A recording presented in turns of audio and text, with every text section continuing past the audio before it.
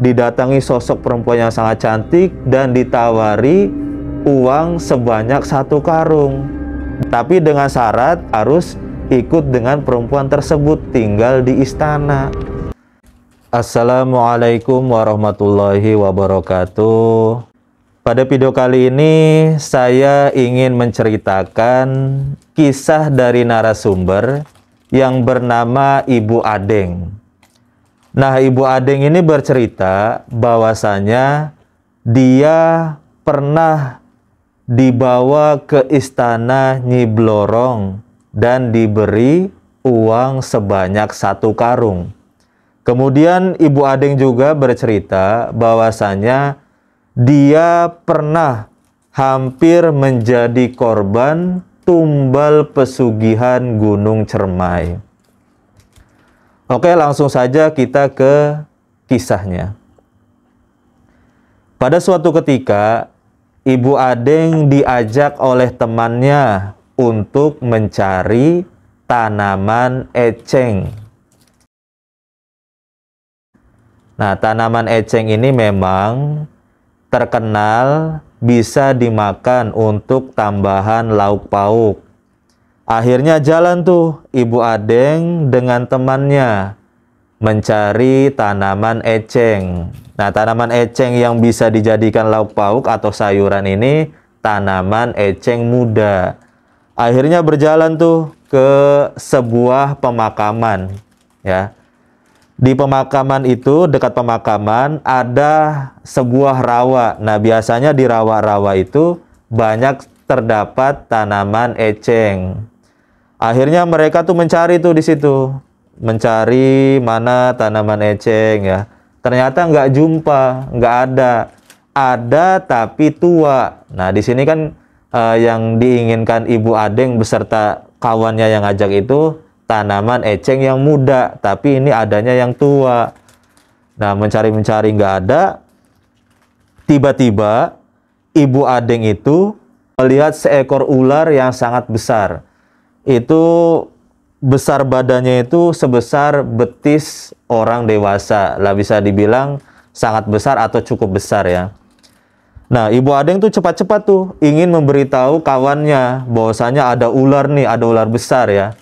Ketika temannya nengok, Ibu Adeng nengok, ternyata ular itu sudah nggak ada, sudah pergi, ya. Perginya entah kemana, nggak tahu.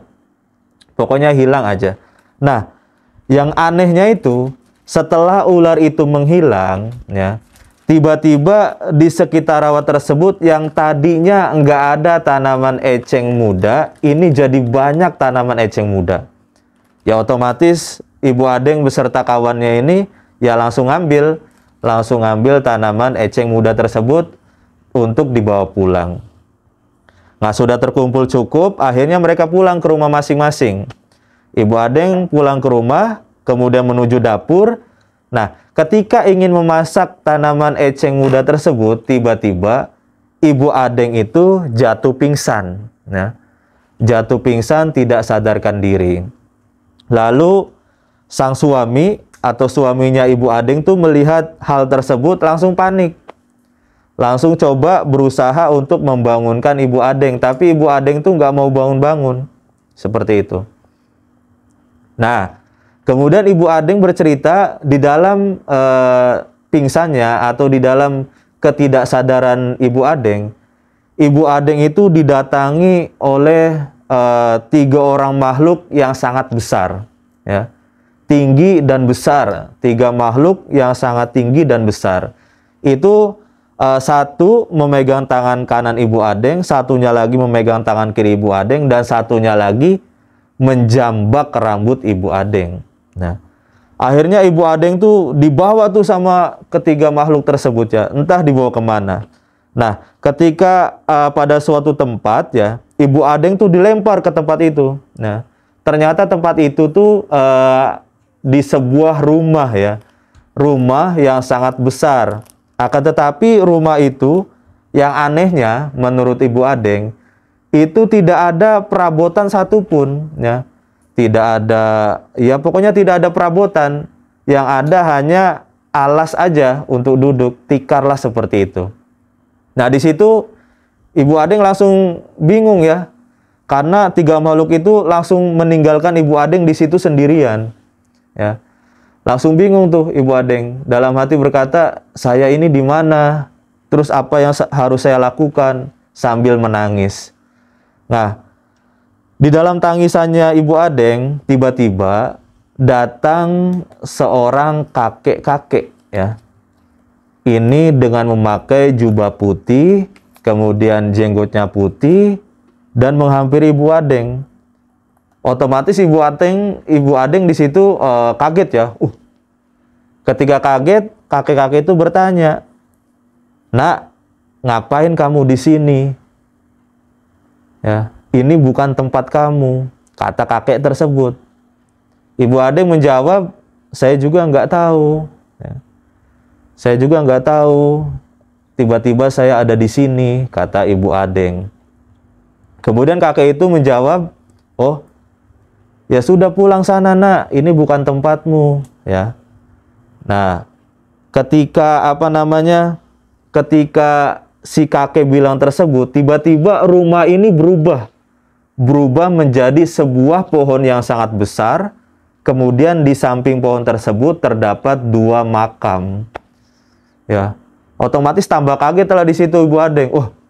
Ini tiba-tiba rumah kok jadi pohon besar, kemudian ada kuburan 2. Ya. Kemudian Ibu Adeng bertanya kepada kakek tersebut, wahai kakek, sebenarnya ini di mana? Kamu ini sekarang sedang berada di Gunung Cermai. Wah, kok bisa? Ibu Adeng nih, teman-teman, ini asalnya dari Karawang. Kemudian ketika pingsan di rumahnya itu di Karawang. Tapi tiba-tiba kok dia bisa ada di Gunung Cermai. Heran ya. Nah, kemudian kata kakek tersebut, udah sana pulang. Nah, Ibu Adeng bertanya, bagaimana caranya saya pulang? Saya juga nggak tahu. Akhirnya kakek tersebut bilang, udah tutup mata kamu, ikuti kata saya, nanti kalau saya bilang buka mata kamu, buka. Akhirnya ikutinlah tuh, ya. Ikutin perkataan sang kakek tuh, diikutin ya sama Ibu Adeng tuh. Ibu Adeng tutup mata. Jalan, kemudian kakek tersebut memberitakan buka. Ketika sudah buka mata, ternyata Ibu Adeng tuh ya sadar dari pingsannya. Sadar dari pingsannya, dan ternyata kata suami Ibu Adeng itu pingsan selama 15 jam. Pingsannya selama 15 jam, ya. Berarti setengah hari ya Ibu Adeng pingsan tuh. Kemudian suami Ibu Adeng itu bertanya kepada orang pintar ya. Ketika Ibu Adeng siuman dari pingsannya, suami Ibu Adeng itu bertanya ke orang pintar mengenai perihal peristiwa yang dialami oleh Ibu Adeng. Karena Ibu Adeng bercerita ke suaminya bahwasanya dia dibawa ke tempat ini dan itulah macam-macam ya, cerita ke suaminya. Ketika Ibu Adeng tidak sadarkan diri itu. Kemudian kata orang pintar itu bilang ke suami Ibu Adeng bahwasanya istri kamu itu mau dijadikan tumbal pesugihan Gunung Cermai.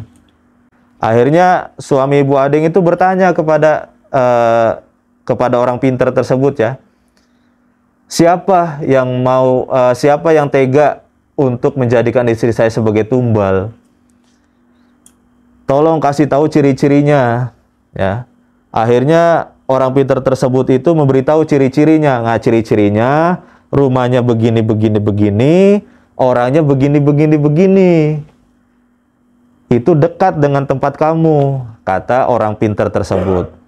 Akhirnya dicari tuh, ya, ciri-ciri yang disampaikan oleh orang pintar tersebut. Ya, rumahnya begini, ciri orangnya begini.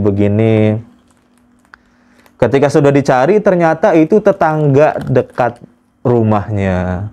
Yang itu kayak mendadak, dan kayaknya itu sumber kekayaannya itu atau sumber penghasilannya itu tidak jelas. Bahkan masyarakat sekitar itu tidak tahu ini kok bisa kaya mendadak, sumbernya dari mana, ya kan? Nah, setelah mengetahui kejadian tersebut, akhirnya Ibu Adeng beserta suaminya itu tidak mau lagi menerima apapun dari tetangganya yang dicurigai tersebut ya. Ya, seperti itu. Maksudnya tetangganya ini tuh kayak mendadak, tapi kekayaannya itu sumbernya nggak jelas dari mana, seperti itu. Bahkan masyarakat sekitar pun nggak ada yang tahu. Tiba-tiba kaya nih hasilnya dari mana. Nah kalau kaya tapi jelas sumbernya kan ya nggak masalah. Misal lo ternyata punya sawah banyak, ternyata punya investasi banyak, kan itu berarti nggak masalah, seperti itu ya. Bukan berarti kisah ini ya teman-teman, ini menjadikan kita benci sama tetangga, tidak. Kita tetap harus bertetangga ya. Kita harus tetap bertetangga, tetap memuliakan tetangga, tetap menghormati tetangga. Hanya saja kisah ini sesuai dengan apa yang disampaikan Ibu Adeng kepada kami. Nah kemudian Ibu Adeng bercerita lagi nih, yang tadi yang sudah mengetahui ciri-ciri orang yang ingin menjadikan istrinya tumbal ini, ya suami Ibu Adeng tuh tidak marah, ya biarkan sajalah, biar Allah yang biar Allah yang membalasnya, seperti itu. Nah, kemudian Ibu Adeng juga bercerita bahwa ketika dia selesai melaksanakan sholat Isya, dia mendengar suara dari atap rumahnya ini, suara lonceng, krining, krining, krining, krining, dan suara ringikan kuda. Ketika Ibu Adeng mendengar suara tersebut, tiba-tiba Ibu Adeng jatuh pingsan, tidak sadarkan diri. Nah, di dalam pingsannya ini, Ibu Adeng ini seperti melihat ada sosok perempuan yang sangat cantik luar biasa. Perempuan ini berkata kepada Ibu Adeng, "Ayo ikut saya." Nah, di sini Ibu Adeng tidak bisa berkata apapun dan menuruti permintaan perempuan tersebut. Akhirnya Ibu Adeng ikut dengan perempuan tersebut. Nah, ikut keluar dari rumah, ternyata di depan rumah itu ada sebuah kereta kencana. Ya. Akhirnya Ibu Adeng beserta sosok perempuan tersebut masuk ke kereta kencana tersebut. Ya. Akhirnya jalan tuh kereta kencana tuh. Jalan, jalan, jalan sampai ke sebuah tepi pantai. Nah, secara ajaib ketika sampai di tepi pantai, itu laut itu terbelah menjadi dua, ya. Laut itu terbelah menjadi dua, dan kereta kencana tersebut, ya, kereta kencana tersebut itu jalan di belahan air tersebut.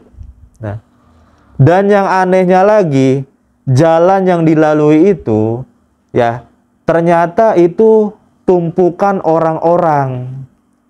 Jadi entah apa itu orang-orang tuh ya seperti jadi jalan loh, orang-orang. Kemudian di samping kanan dan kiri yang Ibu Adeng lihat, itu banyak sekali orang yang dicambuk, yang disiksa, ya, dan disuruh bekerja. Nah, seperti itu. Akhirnya jalan-jalan, sampailah akhirnya kereta kencana itu ke sebuah istana yang sangat luar biasa. Ya. Nah, sesampainya di istana tersebut, itu sosok perempuan cantik tersebut memberikan uang sebanyak 1 karung kepada Ibu Adeng. Lalu Ibu Adeng bertanya, "Ini untuk apa?" Lalu sosok perempuan tersebut menjawab, "Ini untuk kamu. Kamu bisa serahkan ke anak dan suami kamu, asalkan kamu ikut dengan saya." Nah, ketika Ibu Adeng mendengar jawaban tersebut, Ibu Adeng langsung menolaknya. "Saya tidak mau. Lebih baik saya hidup sederhana tetapi kumpul dengan keluarga, daripada punya duit tapi tidak kumpul bareng dengan berkeluarga."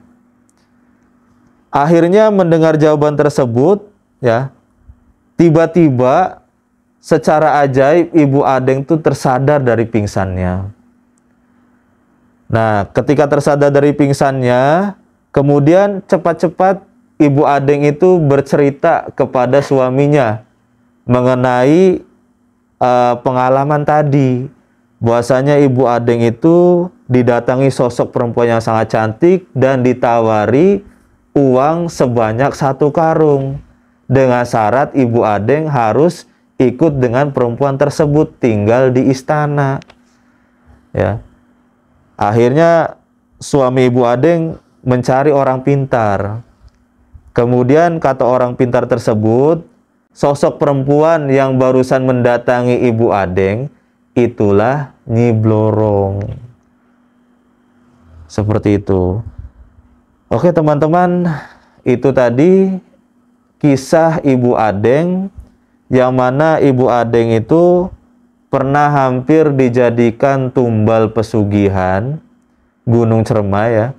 Kemudian Ibu Adeng juga pernah ditawari uang sebanyak 1 karung oleh Nyi Blorong. Itu saja video kita kali ini. Mohon maaf bila ada salah kata dalam kami menyampaikan cerita atau menyampaikan kisah. Kami mohon maaf yang sebesar-besarnya. Mudah-mudahan video ini bisa diambil hikmahnya dan manfaatnya. Bahwasanya setiap kita memiliki masalah, hendaknya kita selalu meminta dan memohon kepada Allah Subhanahu wa taala.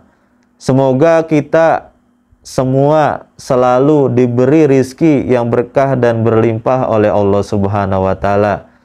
Dan semoga kita selalu dalam lindungan Allah Subhanahu wa taala. Terima kasih. Billahi taufiq wal hidayah wa ridwal inayah. Wassalamualaikum warahmatullahi wabarakatuh.